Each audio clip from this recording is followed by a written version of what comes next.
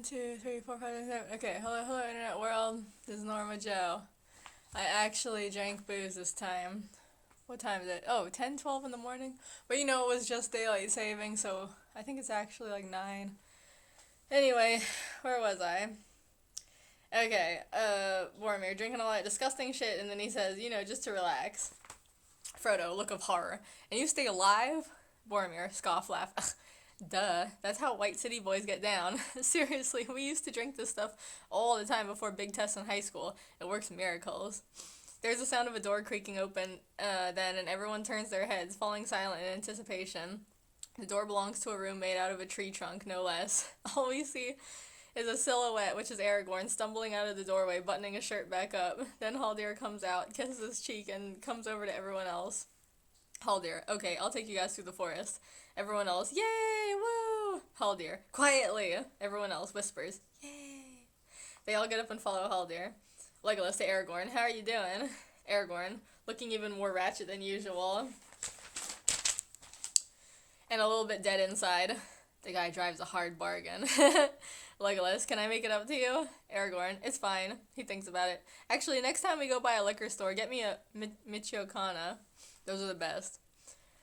They walk and walk and walk and fucking walk. Finally, they come to some cliff or something, and everyone looks out on the view. They see a floating cloud made of trees. Yeah, it's weird. It's like the Elven Olympus or something. Haldir stares out in wonderment. There you go. That's, in parentheses, I forgot the name. The grand city where the goddess... You forgot Lothlorien? I mean, isn't that the name? The grand city where the goddess Galadriel hangs out, and her bottom bitch Celeborn, with a K sound. It's like Kelly, not celery. Everyone else, ooh. Legolas to forest elves. You guys aren't coming? Haldir, no, we're gonna take Molly and go to the mall and dance to the music they play in Wet Seal. Is Wet Seal even still around? And we're gonna stay a really long time and not buy anything. Secondary forest elf, but we might shoplift something. Haldir, yeah, if we feel up to it, and we see something we really like. Frodo, how do we get to the Cloud City, though? Haldir, oh, that's easy. We use teleportation. He pushes a camouflage button on a nearby tree. Beam him up, baby! Our Menage a 8 gets teleported over and we find themselves in the Cloud City Kingdom of Lights. Damn, they don't call it the Kingdom of Lights for nothing. Every fucking tree is fucking gigantic, like a Neolithic redwood. And they're all lit up to the tens, like it's Christmas all year round. It's like Vegas, but not Vegas. It's like classy Vegas. What would that be? Times Square or something? I don't know, man. Actually, I don't think Times Square is that classy, but I have no idea. Anyway, our menage wanders over and gets brought to an elevator inside a tree trunk. Everything is a tree here, so just get used to it. It's a scary glass elevator that goes up and down and side to side and loop to loop straight into your nightmares. Oh my god, my mom said she had nightmares about, like Willy Wonka type elevators that, like, go, like, crazy directions. That's why I put that in there. Mary, curled up and rocking like a crazy.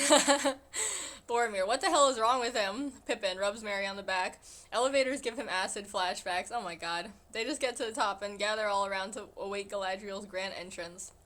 Boromir, damn, look at this place, looking around. Aragorn, Boromir, face forwards. He face palms. You guys, I swear. Okay, but in a moment, shit starts happening and everyone stands at attention to witness the spectacle. The disco ball drops, the colored lights come on, Dancing Queen starts playing, and Galadriel and Celeborn descend the steps holding hands in all their glowing glory. Everyone else, wow. The forest elves then turn on some hella bright-ass WW2 German searchlights on Galadriel and Celeborn and practically burn out everyone's retinas. They cover their faces before they go blind. Galadriel, okay, turn it down. The lights dim down to a, seeable level, but the disco ball is still in effect. Yeah, we're not forgetting about that so easily. Everyone then covers their eyes. Galadriel and Celeborn are standing there in silver roller disco flapper dress type outfits. Celeborn, welcome everyone. Well, let me give you a warm greeting. He clears his throat. You all really fucked up big time. Everyone else weirded out emoji face. Celeborn, I mean, seriously, what the hell are you thinking? Bringing the fucking evil ass ring here? Do you even know how dangerous that is? Oh, did you think like the magic of the forest Cloud City would protect you or something? Well, guess what? It doesn't. So yeah, Sauron's flame vagina sees us right now. Thanks for putting us on the spot. All the Menage a 8 is just looking stunned and ashamed as all... hell, like they're getting the reading of their lives, almost beyond defeated beagle status. Aragorn barely looks up. We were just trying to... Celeborn, He cuts him off with a wave of his hand. I'm not done yet. Anyway, like I was saying, this fucking Cloud City was flying all cool and calm under the radar before. Now you have fucked all that up.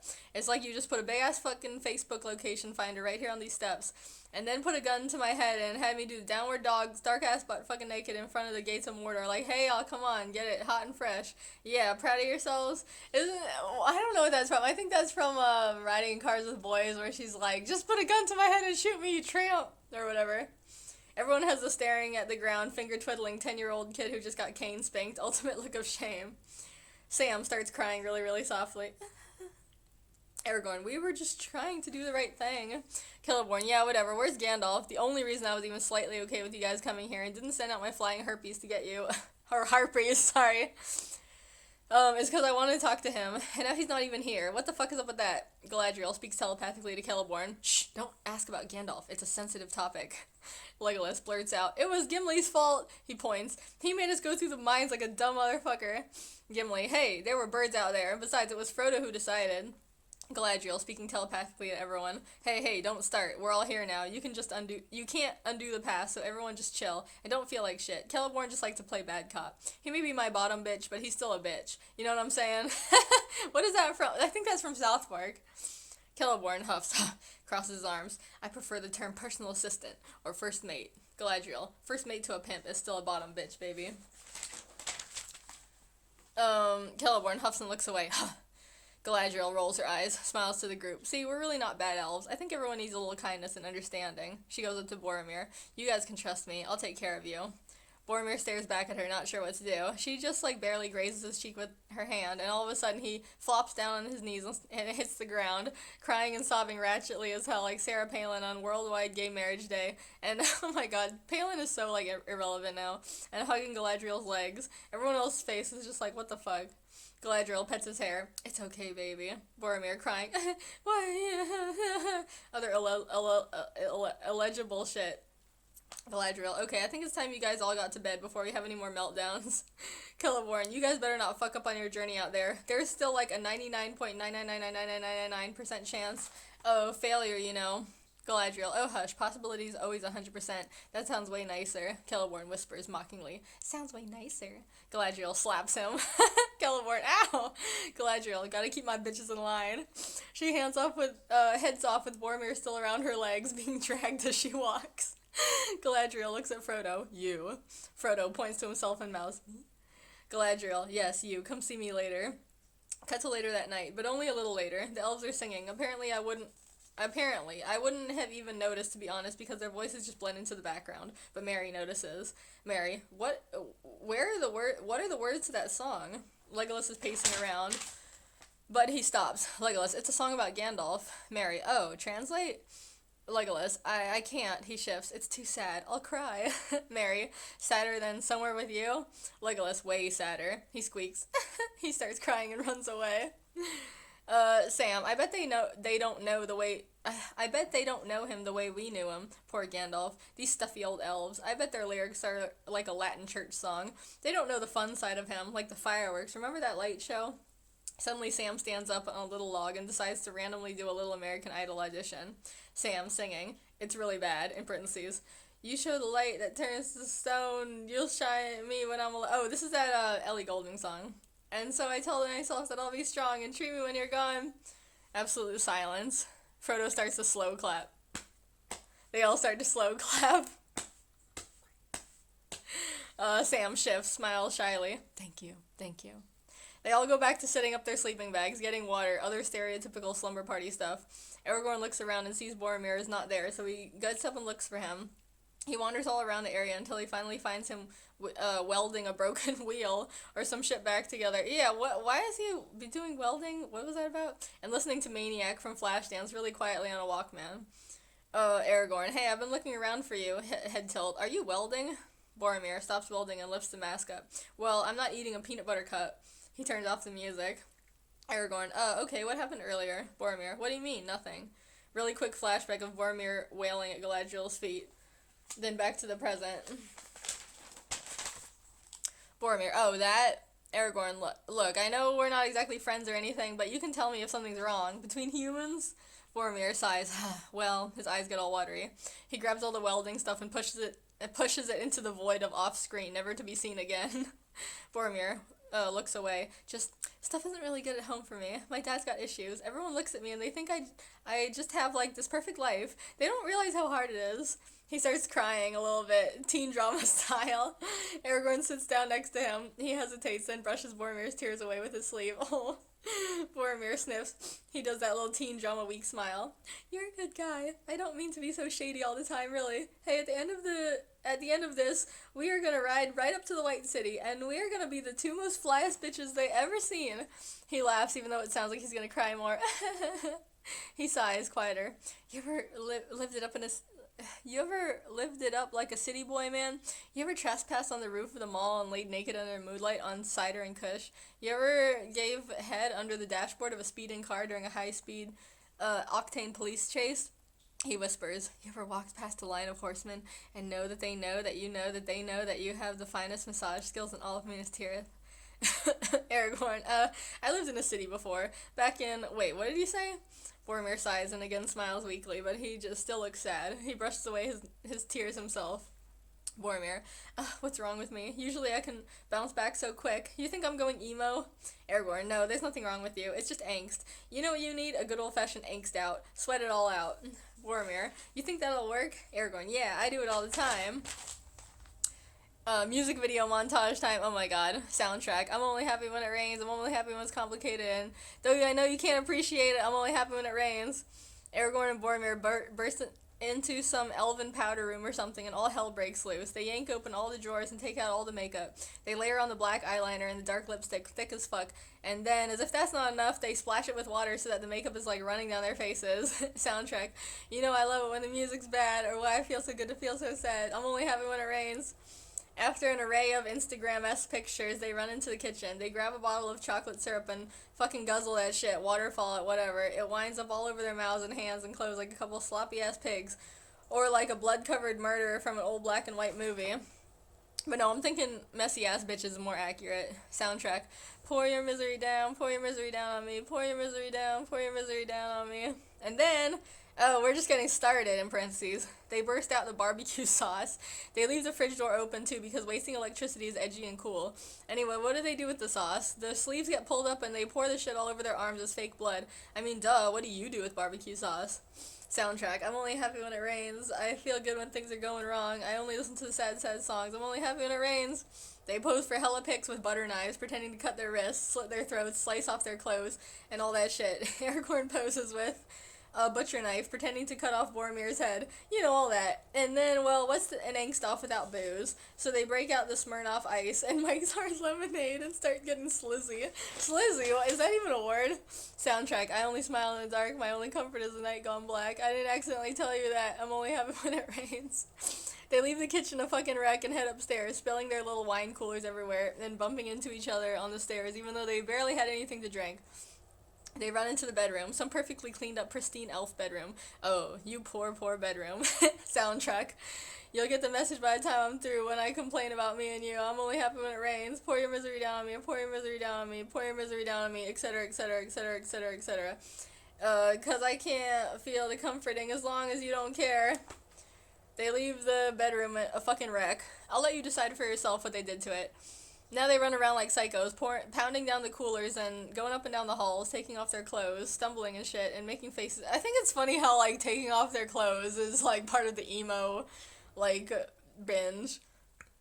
But I guess they're supposed to be, like, teenagers. Soundtrack. I'm only happy when it rains. You'll want to hear about my new obsession. I'm riding high upon a deep depression. I'm only happy when it rains. Okay, now they're in the bathroom, sitting on the floor, popping pills, and guzzling booze, and popping more pills, and drinking more, and taking another handful of pills, and drinking. Jeez, just when you think they might actually die, the camera pans down to show that the multicolored pills are actually in a jar labeled Elven Jelly Beans, so that makes it okay, I guess. The end of the song keeps playing. The jelly bean jar tips over and scatters all over the floor. Remember all those pictures from back in the emo age when it was just like a bunch of pills on the floor? The emo age. It was so shitty and stupid, but it's like, you'll always be nostalgic for the past, so no matter how fucking dumb it was. The both of them flounder over to the bathtub and puke violently all over it. Puke made of chocolate syrup and candy, and kitty booze, and black lipstick, while being half dressed and covered in barbecue sauce. Yep, sounds sexy. Just in case you forget the full visual, I'm helping you out. The song fades out on that note. Cut to a little later. The humans are now back outside, passed the fuck out on the grass. But wait, it's not over yet. Here's the epilogue of the scene. The clouds move over the sky, shifting over to reveal a full moon. The moonbeams shine down on the grass. Boromir stirs in his sleep and gets up sleepily. He begins to wander around, only half awake. All of a sudden, out of nowhere, in parentheses, or from, behind a tree or something, appears a beautiful gypsy woman with curly black hair. Boromir gives her that slack-jawed look that is typical for him. Who are you? You're not an elf. Gypsy, no. She smiles mysteriously. I've been waiting for you. She comes up and kisses him on the mouth out of nowhere. He doesn't fight it. He's just hypnotized. Soon they're just full on making out. Yeah. She puts her arms around him as they're doing all that. She rips his shirt and scratches his back. Then she pulls him down out of sight of the camera. As they both disappear from view, we see his back and see that her scratches form the shape of a pentagram. I don't know how it's possible, but okay. The camera pans upwards, focusing again on the full moon as we hear a wolf howl. ... So I guess that's supposed to lead into, fucking Game of Thrones, because Sean Bean was like the wolf daddy in that, but I never actually saw Game of Thrones. I don't know anything about it other than what I've heard. Cut to the next morning. It's now daylight hours. Boromir is, as before, passed the fuck out on the grass. This time he has his shirt off, hair has leaves in it, his body and arms are all scratched, and he has bite marks on his neck and jaw, but not like bloody ass bite marks or vampire bites. Just like, love bites. The other guys come and stand around him. Gimli kicks him, trying to wake him up. Legolas, woohoo! What the hell did you do last night? Aragorn, damn, I guess city boys do go pretty hard. Boromir, he wakes up. Legolas, alright, I'm about to need to mop the floors because you are gonna spill. Woohoo! I can't believe you got one of my uptight ass cousins from another test tube to get down with you, and don't dare try and say you didn't, because you reek of sex. I feel like I could wring you out like a cum rag right now and start my own perfume line. Boromir, he starts to get dressed. She wasn't an elf, she was something else, so mysterious. Legolas, laugh, squeal, you freak! Aragorn, man, you gotta be more careful. I hope you used a rubber, or you're gonna be in trouble. Oh my god, that's from that fucking song. You don't, want no little bastard child running around. Okay, that's funny. Gimli, oh, true that. Child support, having a kid could fuck up your life, man. You seen the Maury show? Legolas, you've seen American Pop? Aragorn, have you seen Kill Bill? Gimli, have you seen Forrest Gump? Aragorn, well, that one turned out alright. Gimli, yeah, true. Boromir, oh, come on. I'm not gonna have a bastard child. It was one night, and it was the first and only time I met her. You can't get pregnant the first time. Cut to, I don't know, some darker corner of the elf city, mysteriously empty and silent, except for some really quiet big band music playing. Ooh. You know what's funny is that there's that thing like Nemo's Dreamscapes and that type of shit where it's like oldies playing in the background with lots of grain and like white noise over it to make you sleep.